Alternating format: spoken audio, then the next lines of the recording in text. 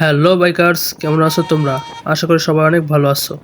আজকের ভ্লগে আমরা কথা বলবো সুজুকি জিক্সার কার্বোরেটর ভার্সনে কিছু কমন সমস্যা নিয়ে। তোমরা যারা আমার ভিডিও আগে থেকে দেখো, আমি অবশ্যই বলেছি যে আমার বাইকটিও সুজুকি জিক্সার কার্বোরেটর ভার্সন। তো আমি যেগুলো সমস্যা ফেস হয়েছি, যেগুলো সমস্যায় পড়েছি, তোমাদের বাইকে এই সমস্যাগুলো আছে কিনা তা পুরো ভিডিও দেখে আমাকে কমেন্টে জানাতে ভুলবে না। তো আর দেরি না করে আজকের ভিডিওটি শুরু করা যাক। তো শুরুতে আমরা আলোচনা করব জিক্সার কার্বোরেটর ডাবল ডিস্ক বাইকের মেজর কিছু সমস্যা নিয়ে। মেজর সমস্যাগুলোর মধ্যে অন্যতম একটি সমস্যা হচ্ছে মাইলেজ কম পাওয়া। তো কার্বোরেটর ভার্সনে এমনিতে মাইলেজ কম পাওয়া যায়। অন্যদিকে এফআই ভার্সন যেটা আছে, এফআই এবিএস, এগুলোতে ভার্সন তুলনামূলক কার্বোরেটর চেয়ে বেশি পাওয়া যায়। অনেকেই বলে 40 কিলোমিটার প্রতি লিটার পাওয়া যায়, কিন্তু রিয়েল লাইফে 30-35 কিলোমিটার পাওয়া যায়। জিক্সার কার্বোরেটর বাইকের সবচেয়ে কমন সমস্যা হলো মাইলেজ ইস্যু। এখন নতুনের দিকে বাইকটি মাইলেজ একটু ভালো থাকে, 2-3 মাস চালানোর পরে বাইকটির মাইলেজ কমে যায়। তখন আপনাদের করণীয় হবে কার্বোরেটরটি ঠিকঠাক পরিষ্কার করা, তারপরে হচ্ছে এয়ার ফিল্টারটি 2-3 মাস পর পর ক্লিন করা। এসব করলে মাইলেজটি একটু বেশি পাওয়া যায়। আর এমনিতে আমরা যারা সিটিতে রাইড করি তাদের কাছে মাইলেজটা খুব কমই পাওয়া যায়, আর হাইওয়েতে রাইড করলে মাইলেজটা একটু বেশি পাওয়া যায়, অ্যাভারেজ 40-42 এরকম। সিটিতে রাইড করলে 35-40 আশপাশে পাওয়া যায়, এটা স্বাভাবিক। এখন আপনারা যারা ভাবছেন যে ভাই কার্বোরেটর নেব তাহলে নাকি এফআই ভার্সনটা নেব, ভাই এফআই ভার্সনে কিন্তু আহামরি অনেকটা মাইলেজ দেয় এমনটা না, যে 50-55 এরকম দেয় এমনটাও না।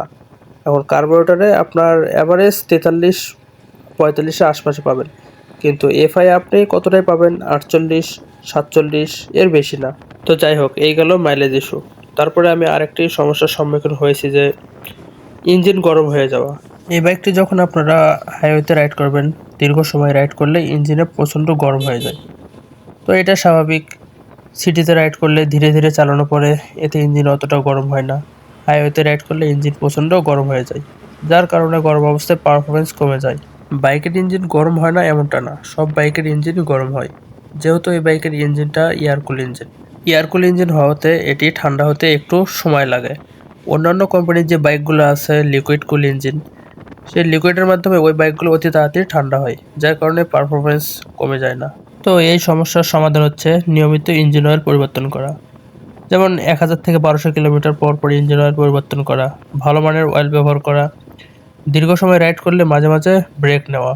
এই ধরেন যে 40 কিলোমিটার, 45 কিলোমিটার অথবা 30 কিলোমিটার পর পর বাইকটিকে একটু রেস্ট দেওয়া। তাহলে হয় কি, ইঞ্জিনটা ঠান্ডা হয়, পরবর্তীতে পারফরমেন্সটা ভালো পাওয়া যায়। তো যাই হোক, এই গেল মেজর কিছু সমস্যা।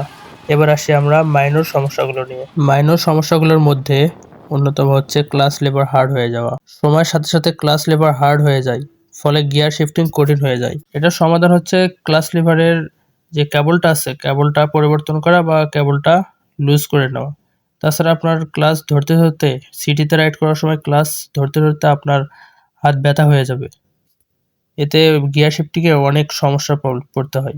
তো গিয়ার শিফটিং এর কথা যখন চলে আসলো, তখন বলেই দেই, এই জিক্সার কার্বোরেটর ভার্সন বা এফআই এবিএস এই ভার্সনগুলোতে গিয়ার শিফটিং এতটা বাজে যা বলে বোঝানোর মতো না। অন্যান্য বাইকগুলোতে আপনি গিয়ার শিফট করবেন, কেউ বুঝতেই পারবে না, কিন্তু এই বাইকগুলোতে হয় কি, যে জিক্সার এফআই বা কার্বোরেটর ভার্সনগুলোতে আপনি গিয়ার শিফটিং করবেন, আপনার সাইড দিয়ে অন্য কোনো বাইকার গেলে বা কেউ গেলে বুঝতে পারবে যে আপনি গিয়ার আপ শিফট করলেন অথবা ডাউন শিফট করলেন, এতটা বাজেভাবে শব্দ হয়। তো বাকি বিষয়গুলো মানে নেওয়া যায়, কিন্তু এই বিষয়টা আমার কাছে খুবই খারাপ লাগে। তো আর কি, এই ছিল আজকের জিক্সার কার্বোরেটর ডাবল ডিস্ক ভার্সনের বাইকটির কিছু মেজর এবং মাইনর প্রবলেম। তো যাই হোক, আপনারা যারা ভাবতেছেন বাইকটি ক্রয় করবো কি করবো না, এটা একান্তই আপনাদের নিজেদের সিদ্ধান্ত। আর বাইকটির অতটাও বেশি সমস্যা আমি মনে করি না, শুধু কয়েকটি সমস্যা পড়ছিলাম। তাছাড়া বাইকটির পারফরমেন্স অন্যান্য দিক ভালো আছে। এই বিষয় নিয়ে পরবর্তীতে পুরো বাইকটির রিভিউ নিয়ে একটি ভিডিও আসবে আমার চ্যানেলে। আপনারা পরবর্তী ভিডিওগুলো পাওয়ার জন্য আমার চ্যানেলটি সাবস্ক্রাইব করে রাখবেন। তো আমি যে ছোট ছোট সমস্যাগুলো পড়েছিলাম, এই সমস্যাগুলো আপনার জিক্সার কার্বোরেটর বাইকেও যদি হয়ে থাকে, তো তাড়াতাড়ি সমাধান করে ফেলুন। আর যারা জিক্সারের এই কার্বোরেটর ভার্সনের মডেলের বাইকটি কিনতে চাচ্ছেন তাদের জন্য ভিডিওটা অনেক কাজে লাগবে। তো আমি যে ছোট ছোট সমস্যাগুলো পড়েছিলাম এই সমস্যাগুলো আপনার জিক্সার কার্বোরেটর বাইকেও যদি হয়ে থাকে তো তাড়াতাড়ি সমাধান করে ফেলুন। আর যদি ভিডিও ভালো লাগে তাহলে অবশ্যই লাইক, কমেন্ট আর সাবস্ক্রাইব করতে ভুলবেন না। ফেসবুক পেজ থেকে দেখে থাকলে অবশ্যই ফলো দিয়ে পাশে থাকবেন। সো বাইকার্স, আজকের মতো ভিডিওটি এখানে শেষ করলাম। দেখা হবে পরবর্তীতে নতুন কোনো ভিডিওতে। আল্লাহ হাফেজ।